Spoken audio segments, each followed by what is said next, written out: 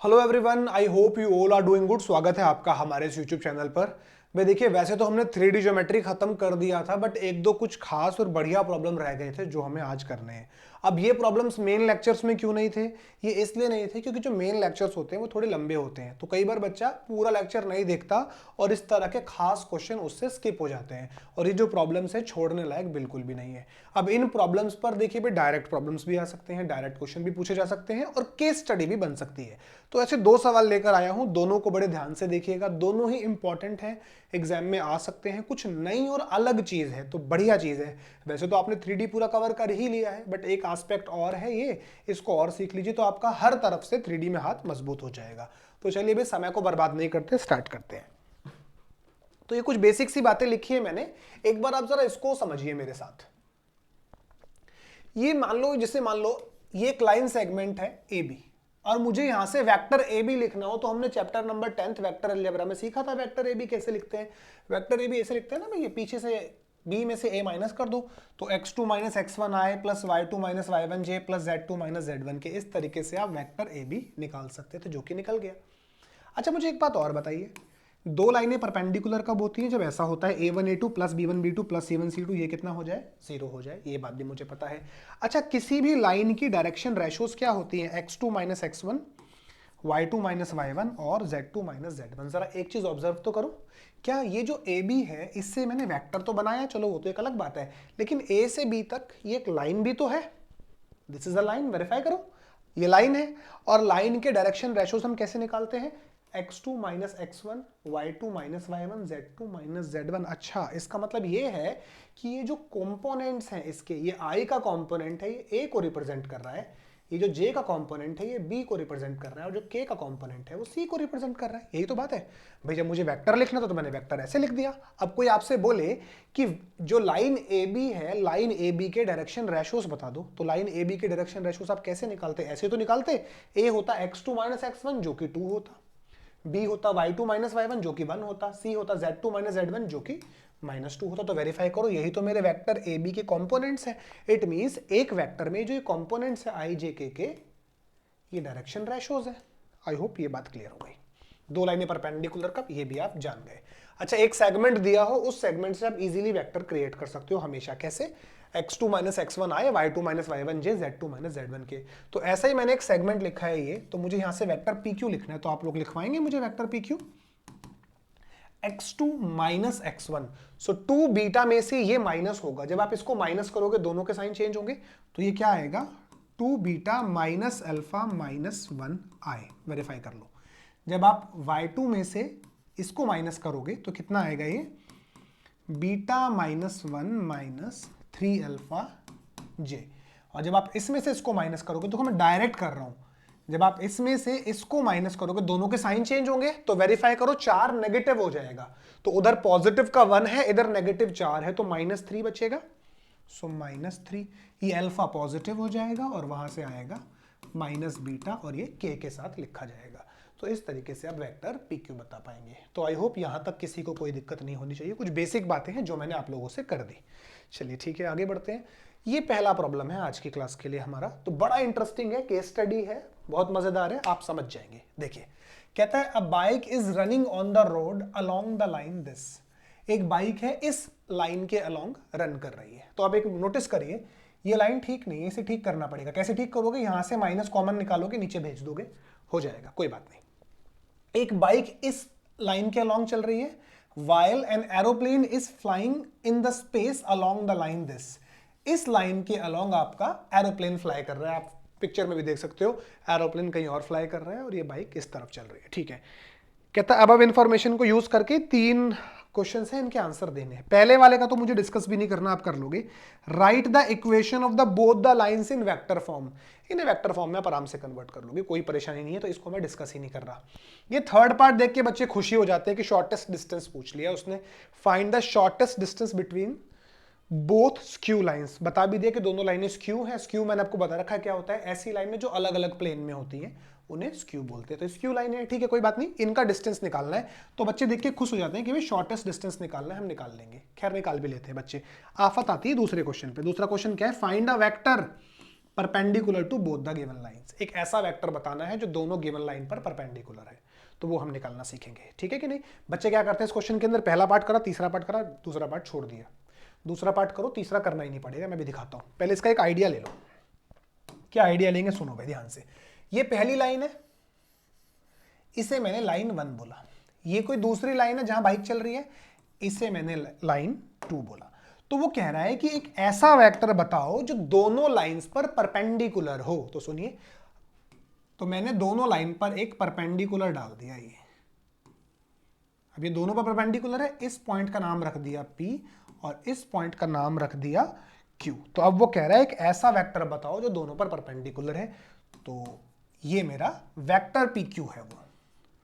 वो क्या है, मेरा वेक्टर PQ। तो जो वेक्टर PQ है दोनों ही लाइंस पर क्या है, परपेंडिकुलर। तो मुझे वेक्टर PQ बताना है, काम हो जाएगा। जैसे पिछले पेज पे देखिए, अगर कोई आपको P के कोऑर्डिनेट बता दे, कोई आपको Q के कोऑर्डिनेट बता दे, तो वेक्टर PQ लिख सकते हैं, ऐसे लिखेंगे। चलिए ठीक है। तो भाई मुझे, मेरा टास्क क्या है कि किसी तरीके से मैं P और किसी तरीके से मैं Q फाइंड कर लूं, वो भी हो जाएगा। बड़ी मजे की बात है, सुनिए जरा। क्या ये जो पॉइंट P है लाइन 1 के ऊपर नहीं है? चेक करिए, पॉइंट P लाइन 1 के ऊपर है। तो लाइन 1 के ऊपर आने वाले हर एक पॉइंट की शक्ल तो मुझे पता है। कैसे? इसको लैम्डा से इक्वेट कर देंगे, स्टैंडर्ड पॉइंट निकालना हमने सीख ही रखा है।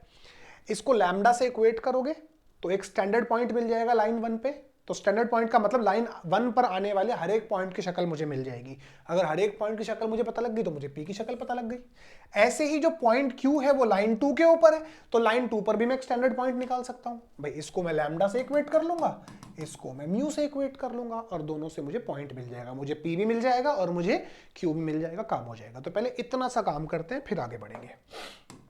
तो आइए भाई, तो 2 लाइनें गिवन है मुझे, पहला लाइन और दूसरा लाइन। तो आप एक चीज नोटिस करो, पहली लाइन को मुझे ठीक करना पड़ेगा, तो ठीक कर लेते हैं। कैसे ठीक होगा भाई? बीच वाले कोऑर्डिनेट में गड़बड़ है ना, तो उसे ठीक कर लेते हैं। तो ऊपर से माइनस कॉमन लिया और नीचे फेंक दिया।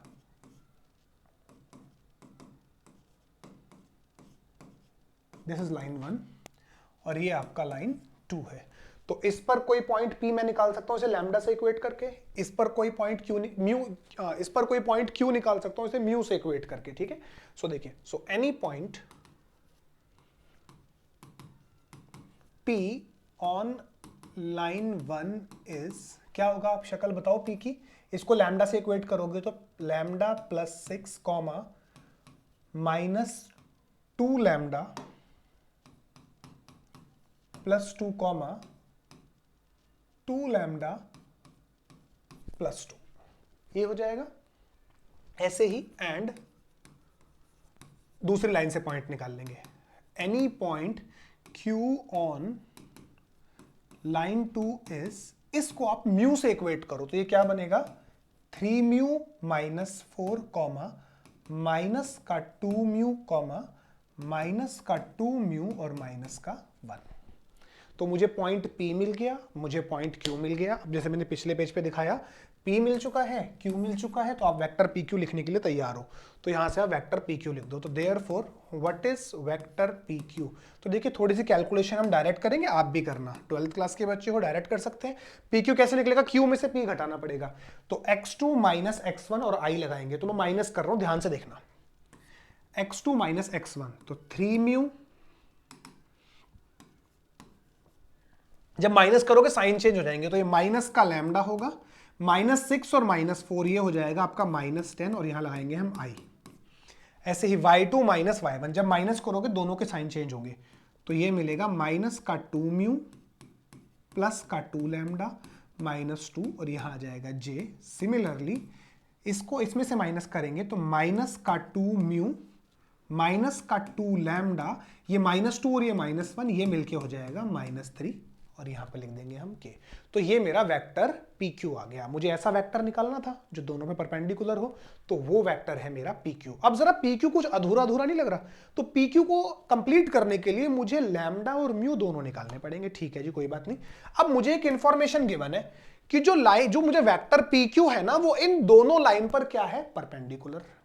परफेक्ट है, वेक्टर PQ इन दोनों पर परपेंडिकुलर है। अब मुझे एक बात बताओ, ये जो वेक्टर PQ है ये एक लाइन है ना भाई, वेक्टर तो ये है बट ये लाइन भी तो है, और दो लाइनें कब परपेंडिकुलर, जब a1 a2 b1 b2 c1 c2 0 हो। तो मतलब ये जो लाइन pq है ये पहली लाइन पे भी परपेंडिकुलर है और ये दूसरी पर भी परपेंडिकुलर है। अगर दो लाइनें परपेंडिकुलर तो a1 a2 b1 b2 c1 c2 का सम 0 होता है।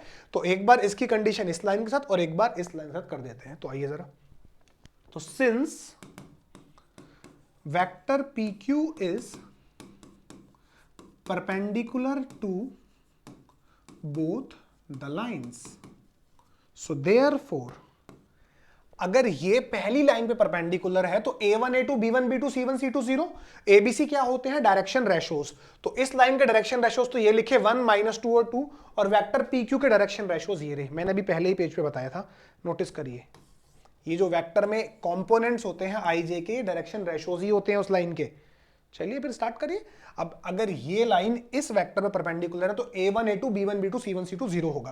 तो this is a1, this is a2, करो मल्टीप्लाई डायरेक्ट, 1 का मल्टीप्लाई इसमें, तो 3 म्यू माइनस लैम्डा माइनस 10, -2 का मल्टीप्लाई इसमें, तो प्लस का 4 म्यू माइनस का 4 लैम्डा प्लस का 4, 2 का मल्टीप्लाई इसमें, माइनस का 4 म्यू माइनस का 4 लैम्डा माइनस 6 इज 0। परफेक्ट है। ऐसे ही एक बार इसका कंडीशन इसके साथ, 3 इसमें मल्टीप्लाई होगा तो this is 9 mu minus 3 lambda minus 30, -2 इसमें मल्टीप्लाई होगा तो प्लस का 4 म्यू माइनस का 4 लैम्डा प्लस 4, -2 इसमें मल्टीप्लाई होगा तो प्लस 4 म्यू प्लस 4 लैम्डा और प्लस का 6। आप वेरीफाई करो।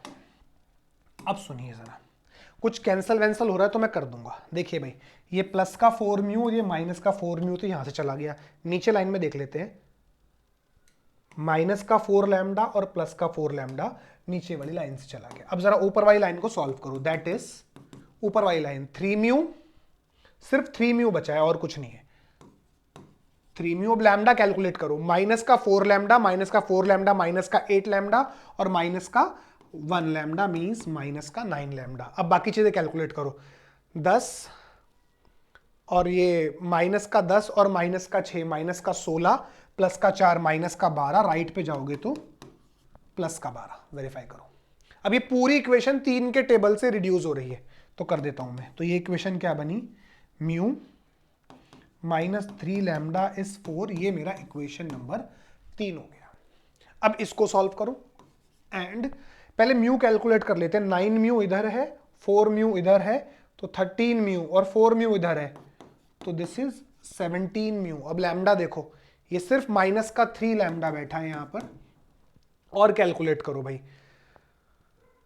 ये कितना हो गया 10 और ये माइनस का 30, तो ये माइनस का 20 है, राइट पे जाएगा तो ये प्लस का 20 हो जाएगा। वेरीफाई करो भाई, परफेक्ट है। ये हो गई इक्वेशन नंबर 4।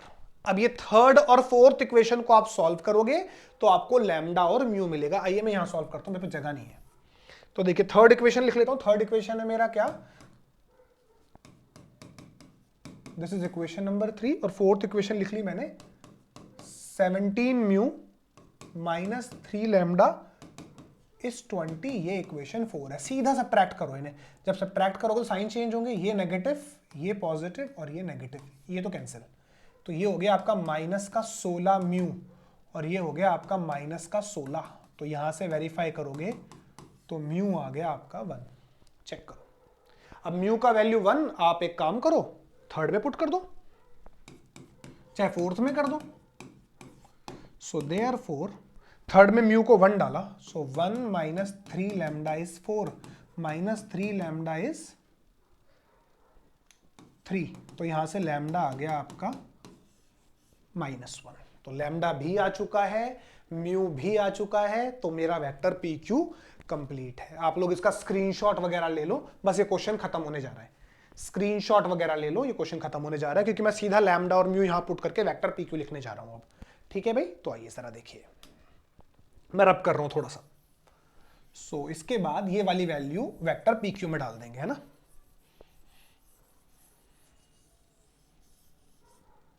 सो देयरफॉर उसके नीचे लिखना vector P Q is, lambda को डालना है -1 और म्यू को डालना है 1। तो सुनो भाई, म्यू 1 हो गया तो ये 3 हुआ, लैम्डा को -1 डालोगे तो ये +1 और ये -10, तो दिस इज माइनस का 6i।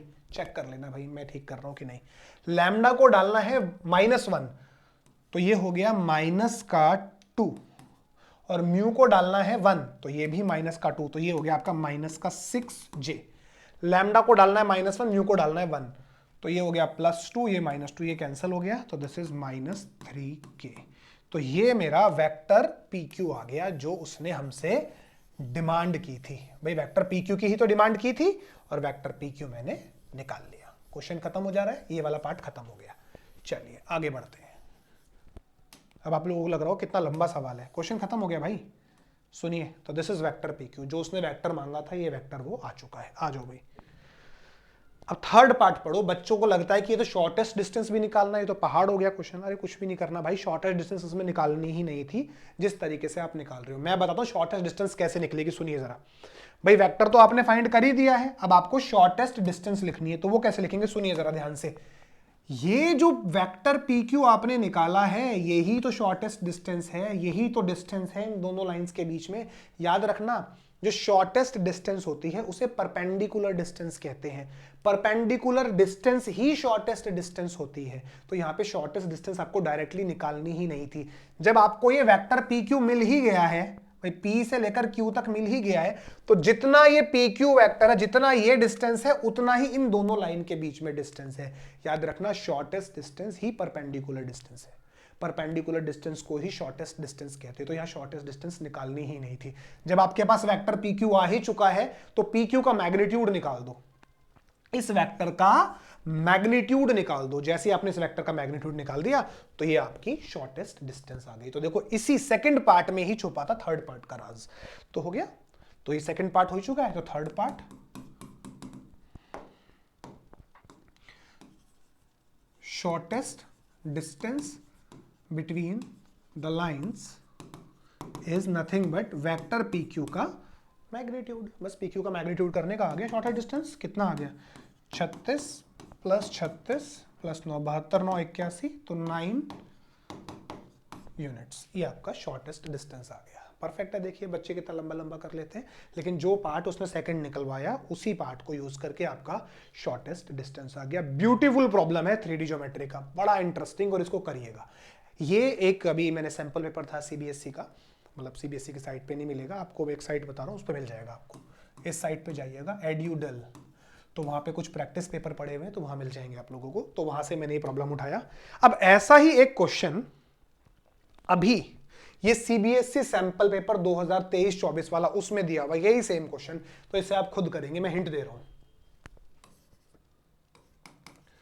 ये CBSE SQP 2023 से 24 में है। पढ़िए जरा, बड़ा इंटरेस्टिंग है, मैं कराने नहीं वाला भाई, चिंता ना करो। एक एरोप्लेन इस लाइन के अलोंग फ्लाई कर रहा है, ठीक है। लाइन लिख देता हूं मैं आपके लिए, यहां पे वेक्टर ही नहीं है, कोई बात नहीं, ठीक है। और कहता है कि एक और एरोप्लेन है वो इस लाइन के अलोंग फ्लाई कर रहा है। चलिए ठीक है, I - J, हिंट देंगे बस इसमें, ठीक है जी। कहता है at what points on the lines, आपको दोनों लाइन पे पॉइंट निकालने हैं।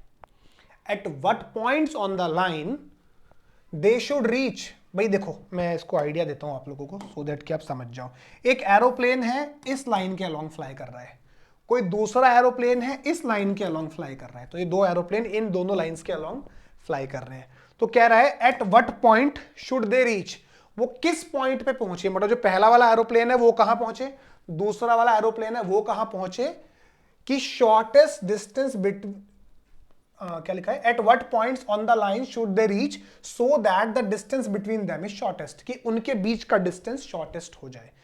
तो वो एरोप्लेन दोनों लाइंस पे किस पॉइंट पे पहुंचे कि उन दोनों प्लेन्स के बीच का डिस्टेंस कितना हो जाए, शॉर्टेस्ट हो जाए।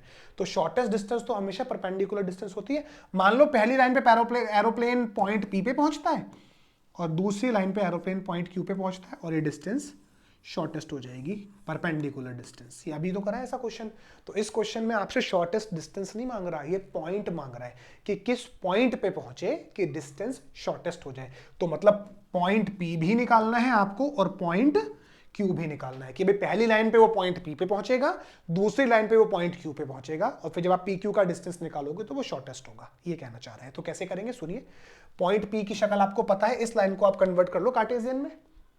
पॉइंट P की शक्ल आपको पता ही है भाई, ये लाइन क्या है, x/1, y/-1, z/-1। ये वाली लाइन क्या है, x-1/0, y+1/-2, z/1। तो इस लाइन से कोई भी पॉइंट होगा P की शक्ल कैसी होगी भाई, इसको लैम्डा से इक्वेट कर दो ना, lambda minus lambda minus lambda.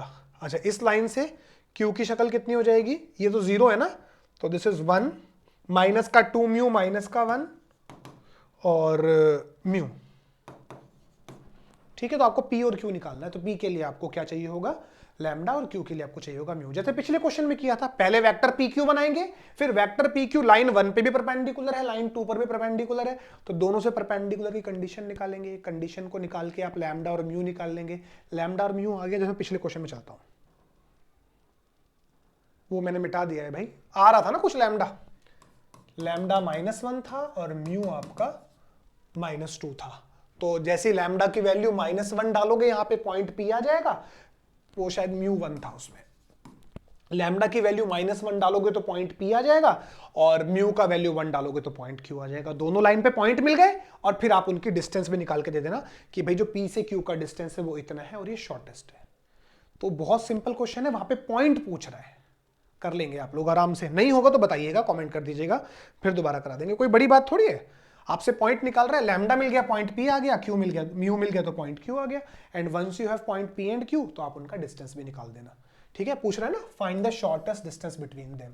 तो शॉर्टेस्ट डिस्टेंस के लिए दोबारा फॉर्मूला लगाने थोड़ी बैठना है, पॉइंट P आ गया, पॉइंट Q आ गया, वेक्टर PQ बना के उसका डिस्टेंस निकाल दो, डिस्टेंस मींस मॉड्यूलस निकाल दो, हो जाएगा। बड़ा इंटरेस्टिंग प्रॉब्लम है, सीबीएसई सैंपल पेपर में आया हुआ है, इसे ट्राई करिएगा। पिछले वाले क्वेश्चन को देखो, उसे करो, प्रैक्टिस के लिए सिमिलर प्रॉब्लम आ गया, इसे करो। ठीक है भाई, बस ये प्रॉब्लम खत्म, क्लास भी खत्म आज की, ये सेशन भी वाइंड अप कर रहे हैं। सीबीएसई बोर्ड 2022 केस स्टडी आई थी, करानी नहीं है, हो जाएगी, पढ़िए जरा। दो मोटरसाइकिल हैं ए और B are running at the speed more than the allowed speed on the roads represented by the line this.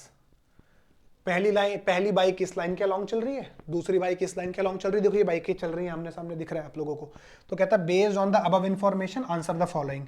कहता है find the shortest distance between the given lines. Direct shortest distance निकालना आप निकालना, मैंने सब फॉर्मूले वर्मूले सिखा रखे हैं। शॉर्टेस्ट डिस्टेंस निकालोगे तो डिस्टेंस 0 आ जाएगा, शॉर्टेस्ट डिस्टेंस इसका 0 आ जाएगा, वेरीफाई कर लेना 0 आ जाएगा, कंफर्म 0 आ जाएगा।